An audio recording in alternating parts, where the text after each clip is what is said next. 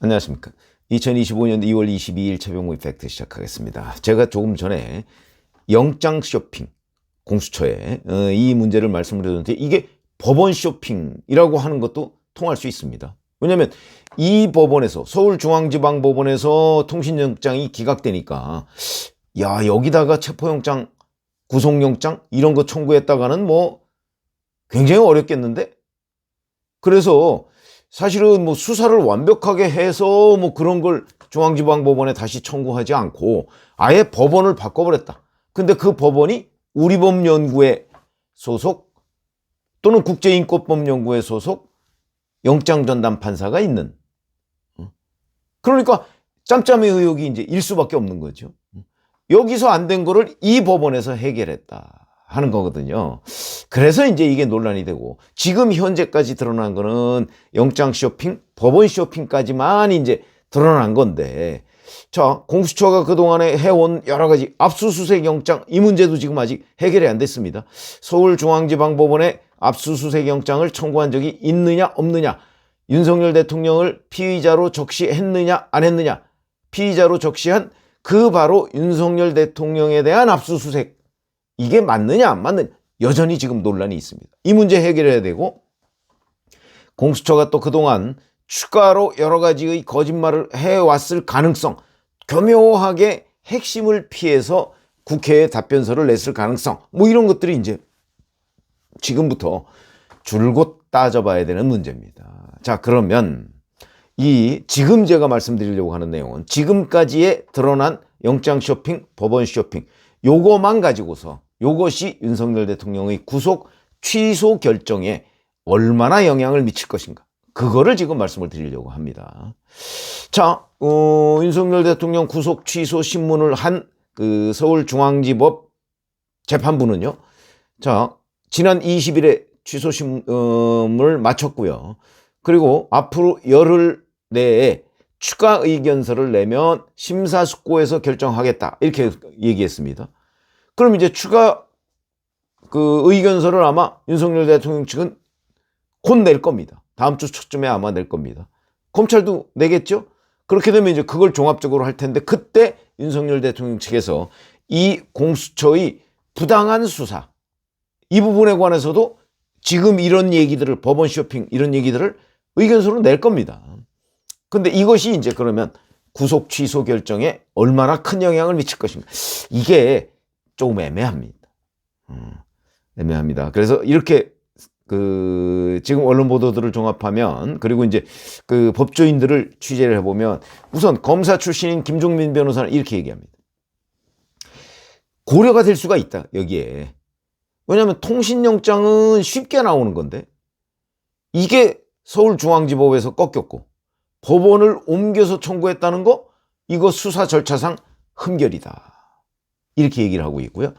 장영수 고려대 로스쿨 교수 통신영장은 압수수색 영장과 달리 신병에 직접 관련된 건 아니니까 아마 큰 영향은 없을 거다 이렇게 얘기를 하면서도 다만 공수처가 통신영장을 서울중앙지법에 청구했다가 체포영장을 서부지법으로 옮겨서 청구한 건 앞뒤가 안 맞고 원칙에서 벗어났다 이런 거고요. 이제 또 하나의 근거는 이런 겁니다. 공수처는 그동안 중앙지법이 전속 관할이다. 그런데 왜 서부지법에 영장을 청구했느냐? 이 부분에 관해서 아니 관할 거주지 문제 때문에 그랬다. 이렇게 얘기를 해왔는데 이번에 이 법원 쇼핑이 드러나면서 그게 거짓말이다. 이렇게 드러난 거 아닙니까? 왜 그러냐면 중앙지법에서 통신영장을 기각하면서 거기에 중복 수사가 있으니 수사기관과 협의하라. 이래서 영장을 기각했다고 지금 하거든요. 공수처가 시인한 부분에도 그런 부분이 있습니다. 이 얘기는 무슨 얘기냐면 자, 수사 관할을 정리해서 재청구하라. 이런 취지인데 그걸 공수처가 수사 관할을 정리한 게 아니고 아예 법원을 쇼핑해서 이 수사권 문제를 편법적으로 꼼수로 해결했다. 그러면 공수처 스스로도 우리 수사권이 정말 있는 거야? 스스로 의심했다는 하나의 증거가 된다.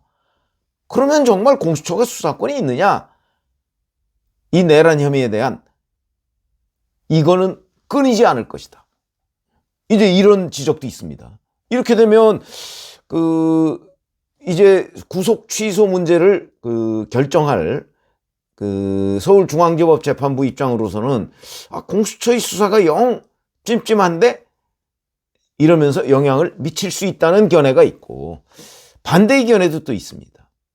이미 체포적부심, 그러니까 공수처가 체포영장을 서부지법으로부터 받았죠.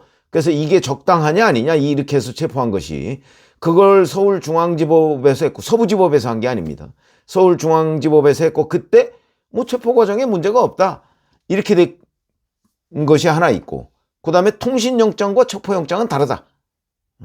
통신영장은 수사 과정의 하나일 뿐이고 체포영장은 신병에 관련된 일이기 때문에 이게 신병과 관련된 구속 취소, 여기에는 별 영향이 없다. 또 이런 주장도 있습니다. 두 가지 주장이 있기 때문에 재판부가 어떤 결정을 할 것이냐 단언할 수가 없다. 그럼 뭐 판사는 또 판사 나름대로의 판단이 있을 테니까.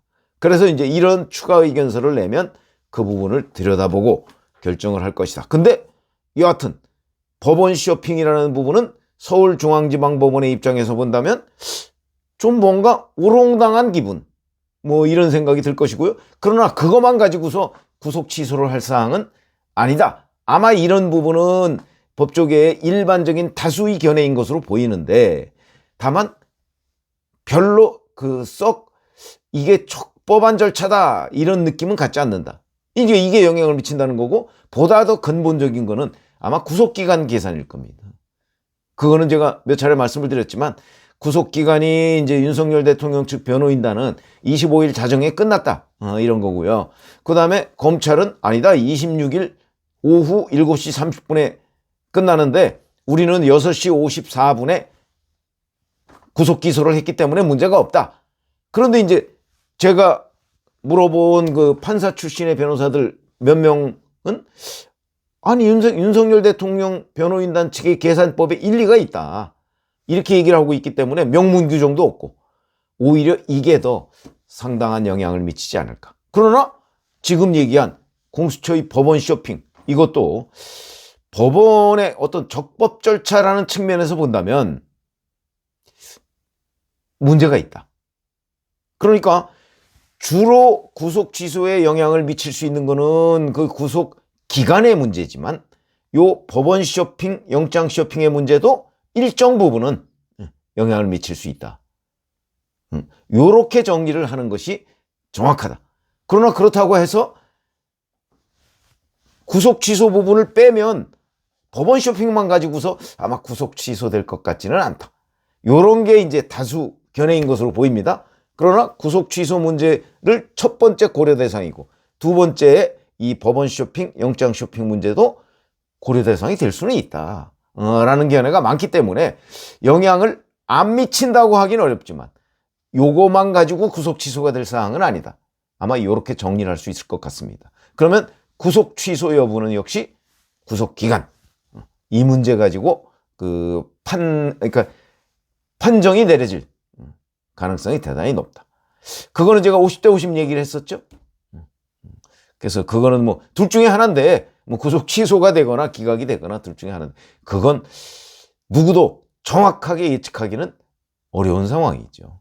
그래서 그거는 좀 지켜보는 게 마땅하다고 생각을 합니다. 고맙습니다.